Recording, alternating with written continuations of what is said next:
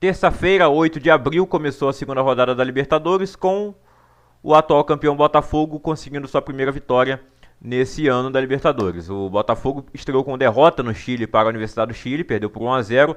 E no Newton Santos, apesar de não fazer uma grande partida, nos últimos minutos do jogo, o Botafogo venceu por 2 a 0 com gols de Patrick de Paula de falta, uma falta que surpreendeu o goleiro do Carabobo. Ela quica no chão e entra no gol, mas não foi uma falta muito bem batida.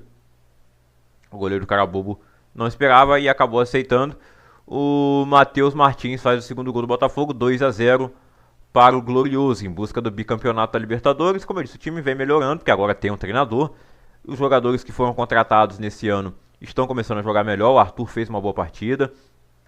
O Patrick de Paula, como eu já elogiei no final de semana, vem evoluindo jogo a jogo. Ele que foi contratado lá em 2023, aí sofreu com muitas lesões, foi emprestado para o Criciúma, voltou. E o Renato Paiva parece gostar muito dele, ele está entregando, inclusive fazendo gol nesse jogo. O Libertad venceu por 2 a 0 o Tajeres também na terça-feira, jogo válido pelo grupo do São Paulo.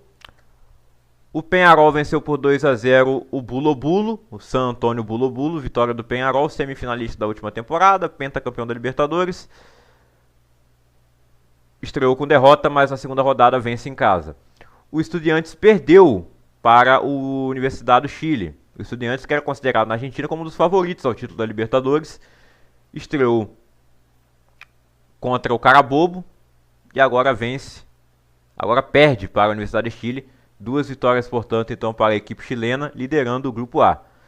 O River Plate empatou em 0 a 0 com o Barcelona de Guayaquil no Monumental, enquanto o Independiente del Valle venceu por 1 a 0 o Universitário.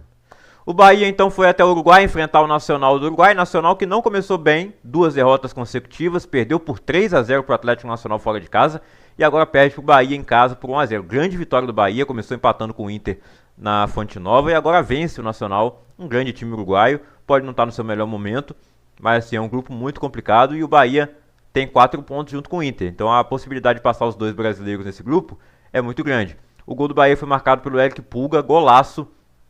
Grande vitória do Tricolor de Aço. Grande triunfo do Tricolor de Aço. O torcedor do Bahia não gosta que fala vitória do time por conta do rival. Mas o Bahia então triunfa para cima do Nacional lá no Uruguai. E divide a liderança do grupo com o Internacional.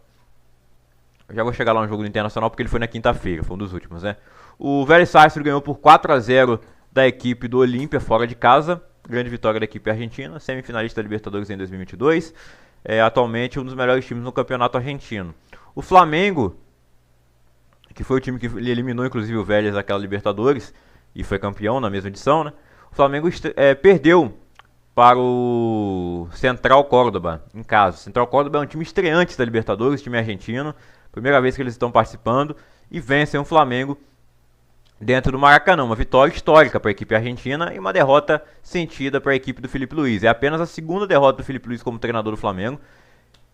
Perdeu para o Fluminense no ano passado, não perdeu nenhum jogo nesse ano, essa é a primeira derrota. E a equipe do Córdoba abre o placar de pênalti cometido pelo Léo Pereira, e depois faz o 2 a 0 ainda no primeiro tempo. Aos 44 do primeiro tempo, o Florentino faz 2 a 0 para o Central Córdoba. No segundo tempo, o Flamengo diminui com o De La Cruz de falta. E aí o Bruno Henrique coloca uma bola na trave, por pouco o Flamengo não empata. No final o Felipe Luiz fez muitas substituições, colocou muito atacante de campo, ele mesmo admitiu isso na coletiva pós-jogo. Disse que botou muito jogador fora de posição e não funcionou, tinha muito cruzamento, mas os cruzamentos estavam todos errados. Cruzamento muito fechado na mão do goleiro, ou muito fácil para a zaga cortar, não deu certo. O chuveirinho no final do jogo já não tinha mais padrão tático. Então vitória do Central Córdoba. O Flamengo tem uma vitória e uma derrota então na Libertadores. Não vencia na Libertadores fora de casa desde 2022, quando foi campeão pela última vez. Voltou a vencer fora, mas perde em casa para um estreante, que é um time bem fraco. Então é um tropeço aí significativo do Flamengo, apesar de ter poupado alguns jogadores. Pensando no Brasileirão, que parece ser o foco principal da temporada, nesse início. E eu não discordo, eu acho que o Flamengo é a análise que qualquer um faria. Apesar de ser Libertadores, uma competição muito importante, o Central Córdoba é uma equipe fraca, então dá pra entender o Felipe Luiz fazer isso. No final das contas não deu certo, né? E esse jogo marcou o retorno do Pedro, depois de 6 meses parado, ou mais de 6 meses. Ele voltou, foi um dos atacantes que entrou no final, não pôde fazer muita coisa, né? Eu achava que ele só entraria se o Flamengo estivesse vencendo por um placar tranquilo, mas ele entrou para tentar resolver e não conseguiu. O Bolívar venceu por 3-0 o Sporting Cristal na Bolívia. O Palmeiras venceu por 1-0 o Cerro Porteño no Allianz. Gol marcado por Richard Rios, que mandou um chill para a torcida depois do gol. Ele vem sendo bastante criticado, falhou na final do Campeonato Paulista, falou na entrevista que talvez tenha exagerado na comemoração. Assim, no ano passado o Breno Lopes mostrou dedo do meio para a torcida e logo depois ele foi negociado com Fortaleza, né? Não acho que o Rios vai ser negociado agora, não sei que tem uma proposta boa, anteriormente já surgiu o interesse de times europeus nele, não sei se está acontecendo isso nesse momento. Mas enfim, ele marcou o gol da vitória, o Palmeiras jogou bem, mas jogou melhor que nas últimas partidas e parou muitas vezes no goleiro Gatito Fernandes, campeão ano passado com o Botafogo, sendo reserva, agora ele é o goleiro titular do Cerro Porteño, do Paraguai, né, o seu país. A LDU, que está no grupo do Flamengo, venceu por 2-0 o Deportivo Táchira. O Táchira vai para a lanterna, 0 pontos, perdeu os 2 jogos. A LDU então lidera, venceu o Córdoba e agora vence o Táchira, 2 gols de Arce. O Racing, campeão da Recopa e da Sul-Americana, perdeu para o Bucaramanga. Quem esperaria por isso, né? Depois o Racing fazer 3-0 no Fortaleza fora de casa. Eles perdem em casa para o Bucaramanga, jogo também com portões fechados. Foram vários jogos com portões fechados nessa rodada. Uma pena que Colo-Colo e Fortaleza não tem portões fechados, aí acabou acontecendo o que aconteceu. Os próximos jogos do Colo-Colo certamente terão portões fechados. Vitória de 2-1 então para o Bucaramanga, vitória histórica para a equipe do Atlético Bucaramanga.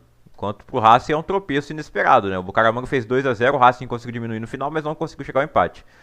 O Internacional venceu por 3-0 o Atlético Nacional com hat-trick de Alan Patrick, 2 gols de pênalti, pênaltis que realmente existiram, o Alan Patrick bateu muito bem. E ainda deu tempo dele fazer o terceiro com a bola rolando. Uma boa jogada da equipe do Roger Machado. O Inter não foi um jogo fácil, apesar do placar de 3-0. O Atlético Nacional jogou muito bem. Foi um grande jogo de futebol. O Atlético Nacional que fez 3-0 na primeira rodada contra o Nacional. Agora faz uma boa partida contra o Inter, mas acaba levando 3-0. Mesmo assim, eu acho que vai ser um time que vai dar trabalho. Enfrenta o Bahia na próxima rodada.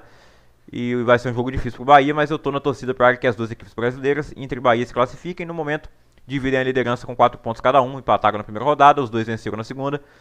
Vamos ver o que acontecerá na terceira, onde o Inter enfrenta o Nacional, no Uruguai, no Uruguai, e o Bahia enfrenta o Atlético Nacional, não sei se joga na Colômbia, ou no... o jogo do Inter é no Beira-Rio, o jogo do Bahia que vai ser na Fonte Nova também. Não, na Colômbia.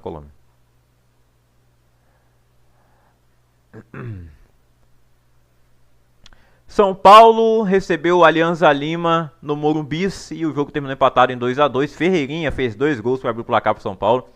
2-0 no segundo tempo. São Paulo jogando muito bem no primeiro tempo e o Ferreirinha jogando demais, né? Ele acabou sendo substituído no segundo. As substituições do Zubeldia foram péssimas e acabou com o time do São Paulo. O Alianza Lima foi lá, conseguiu empatar com 2 golaços. A primeira jogada ali, a jogada do primeiro gol fantástica, gol do Castilho, e o gol do Quevedo, assim, pintura, né? O São Paulo tá aí com seus desfalques, Lucas e Oscar, os principais jogadores do time machucados, mas fez um bom primeiro tempo com o time do jeito que estava. As substituições do Zubeldia fizeram o time piorar no segundo tempo, o ímpeto do São Paulo também diminuiu de atacar e acabou cedendo o empate. O Ferreirinha, que estava sendo criticado pra caramba pelo Neto, assim, o Neto falou que se o Ferreirinha fizesse 10 gols no ano, ele ia apresentar os donos da bola de cueca. Já fez 2 no mesmo jogo. Eu não sei porque que ele resolveu pegar tanto no pé do Ferreirinha do nada, né? Só porque ele fez a harmonização facial. Bom, mas é isso aí. O São Paulo, então, uma vitória e um empate. E um futebol que foi ok no primeiro tempo. Foi a melhor atuação, eu acho, do São Paulo nos últimos jogos. Mas no segundo tempo o Zubeldia conseguiu cagar tudo. Então a pressão nele continua. E o Colo-Colo e Fortaleza, o jogo foi suspenso, 0-0, infelizmente morreram 2 pessoas fora do estádio.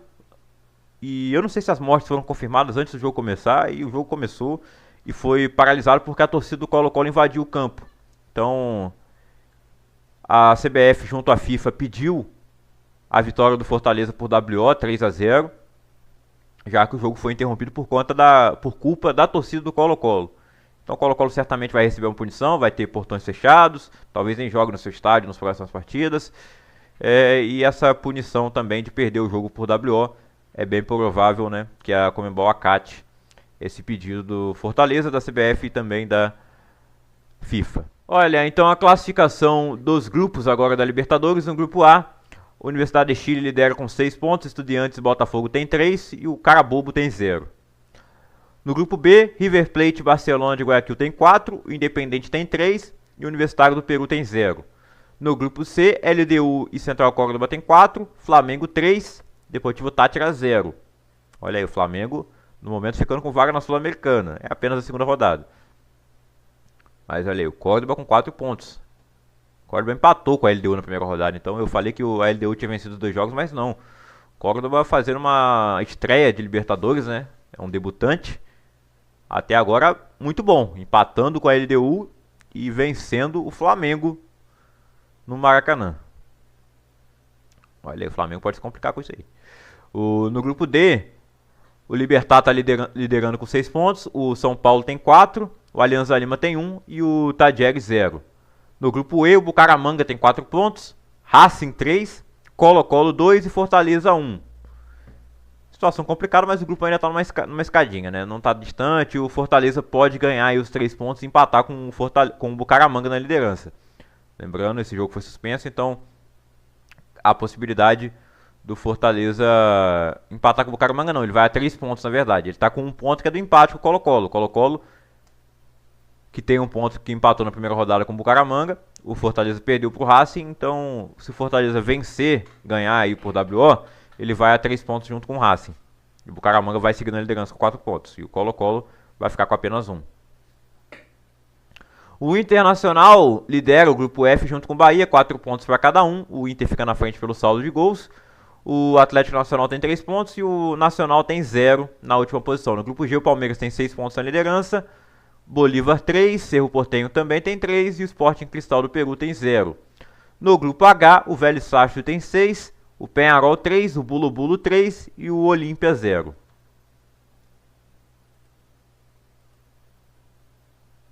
Mudança na artilharia, o Barcos continua como artilheiro, mas o Quevedo, que também joga na Alianza Lima, marcou golaço de bicicleta de voleio contra o São Paulo. Os dois têm 4 gols, o Barcos não marcou contra o São Paulo, só marcou na pré-Libertadores, mas ainda assim, jogador fundamental aos 41 anos de idade jogando no Alianza Lima, Hernan Barcos, o Pirata. O Ramiro Vaca, do Bolívar, chegou a 4 gols também. O Alan Patrick tem 3, os 3 marcados ontem contra o Atlético Nacional. O Jonathan Torres, do Cerro Porteño, tem 3. E o Tomás Rodrigues, do Monagas, que foi eliminado na pré-Libertadores, tem 3 gols também. Líder de assistências é o Jonathan Torres, do Cerro. 3 assistências para ele.